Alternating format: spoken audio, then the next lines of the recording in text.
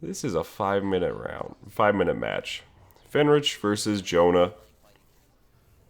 So Jona plays a lot with base and able to get a lot of this matchup practice, but just the way that that Fenrich plays this team is really unique. Like the way he plays it is just like different.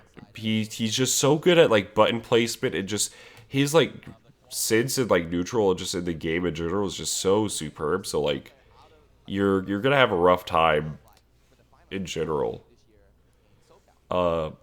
He doesn't do a lot of like the super dirty stuff with the team, but like his just the way he naturally applies himself is just really strong. And yeah, just going for like a really dangerous round start and able just to get all of this damage. Didn't go for the super there, just wanted to keep it for later. Nice confirm. Yep, it just goes for the double super. This probably kills Aki. Yeah, it's enough. Oh, just barely. Yeah, it just goes for the low and you just... That... Okay, hold up. Was that... That was cross up. That's tough. That is so tough to block. Yeah, CC through that, but you're able to still build a sandwich situation. Goes for the DP because it's kind of both sides. And yeah, that's the power of the team. That's just a general, like, how you really want to structure your team's offense is be able to go mix into mix into mix off of, like, one situation, like, one win in neutral or whatnot. And that was all from a round start, yeah.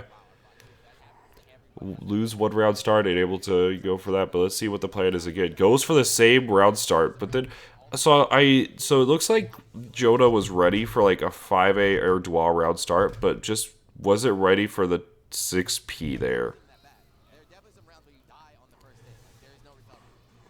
Yep, and then good burst. Yeah, nice use of that 4P.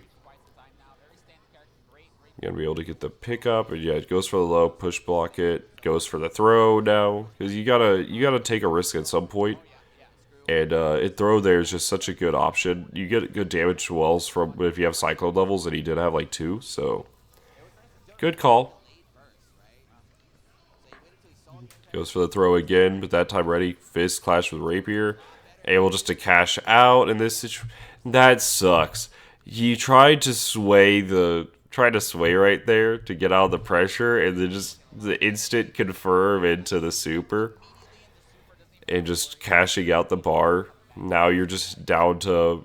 I mean, granted, Mitsuru is on the lower end, and he was able to set up for the sandwich.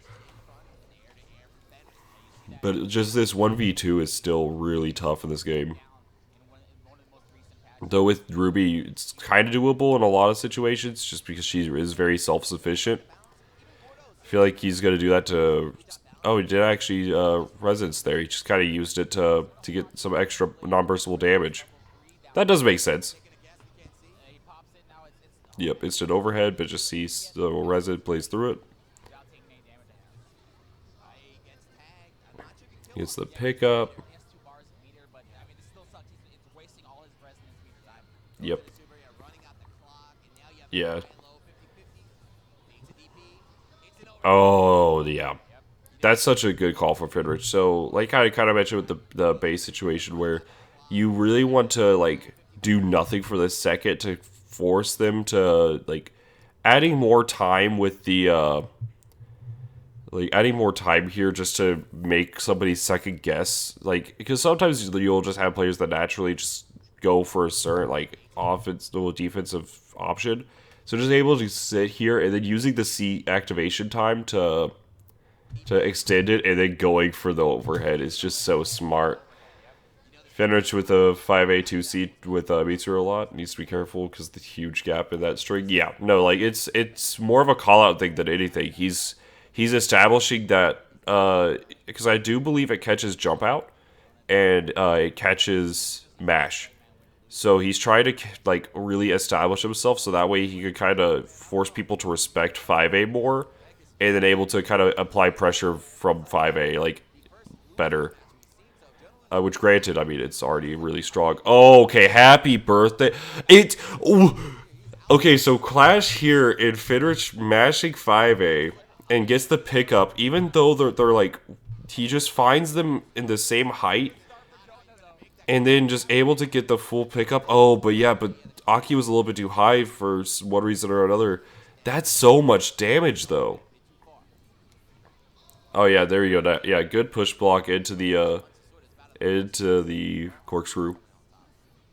Push block on 5B, able to get the throw counter. Jona pressing buttons. Yeah, I like the option to not go for the DP there just because the burst was available. Feels like nearly every top tier of the game has easy happy birthday conversions. Yeah, pretty much. It's a really good option because you have characters that, like, if you get the happy birthday, you want to be able to do as much damage as possible. Nice mash.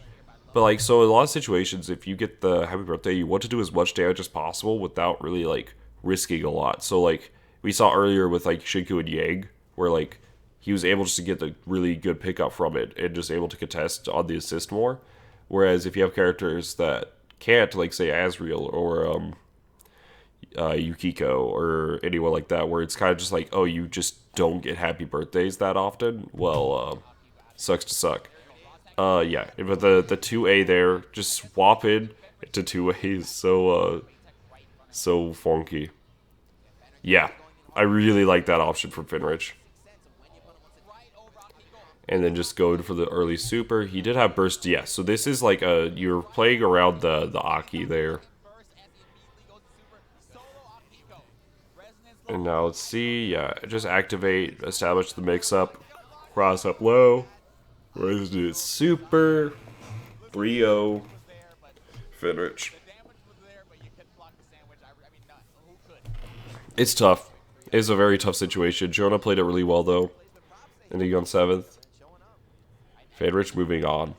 Like, I don't think anybody had Fenrich making it this far again this year. He's only been playing it for a little bit, but, like, he's just been grinding the game and really showed up, even with, like, especially with Dragon Ball. Like, he's so good.